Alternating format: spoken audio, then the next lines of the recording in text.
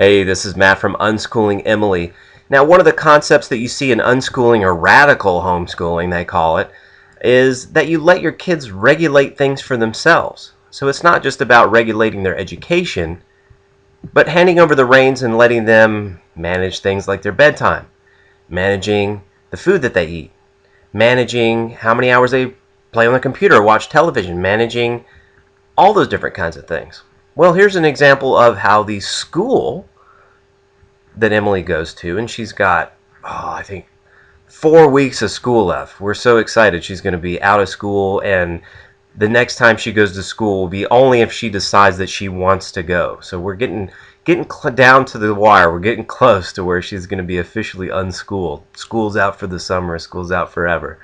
But one thing that's very important that a lot of people are overriding, because we have all these ideas and everybody's saying drink X number of glasses of water per day. It doesn't matter how thirsty you are. It doesn't matter if you're peeing clear already. None of that stuff. It doesn't matter if you're having dizzy spells or migraine headaches or things from drinking too many fluids, but you need to drink this many fluids. As if our body can't regulate this. I mean, this is very, very basic.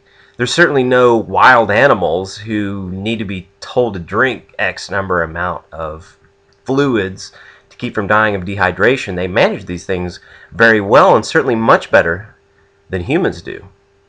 So at school, it's hot outside. It's in Florida. It's almost 90 degrees, and the kids have been spending some time outside.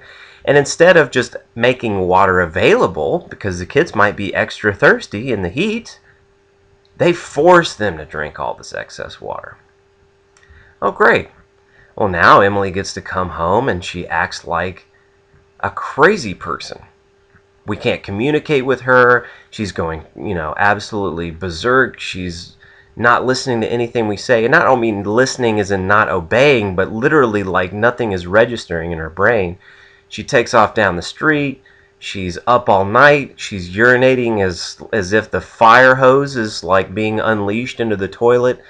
Crystal clear. She's complaining of being ice cold when she's never cold at night before bed. And now she's all huddled up in blankets going, I'm cold, I'm cold, I'm cold. She's got mad headaches. And these are these are known symptoms of drinking excess water. And if you drink too much, and you take it too far, you can actually develop seizures, migraines.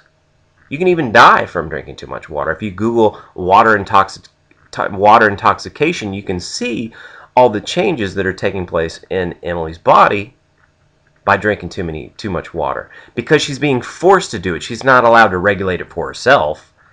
Because of school, school always knows what's best for kids. Even though the nurse is like, 350 pounds and has a beard, she knows what Emily needs. She needs to drink extra water out there. So anyway, this is like just friggin' nonsense, and it drives me nuts. And this is tiny. This is just drinking water.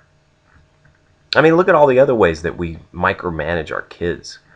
And micromanage their education. And to think that even micromanaging the fluid intake is enough to completely ruin Emily's health and sanity and energy levels. And she's up all night complaining about how she's cold and craving salt and plowing through bags of chips, trying to replace all that all the lost salt and everything that happens when you drink too much water. You literally flush out your electrolytes.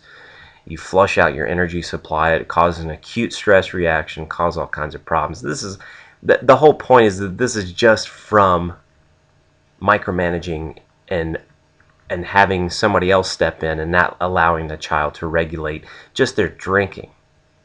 And unschooling is about it's letting the child regulate everything as much as possible. I mean, certainly you got to keep the child safe.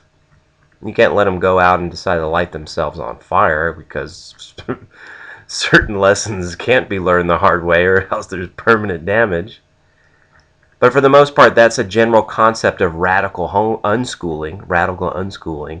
And I can't say that I'm 100% on board with all of it, but I do understand the premise, and I am in agreement with the premise of it.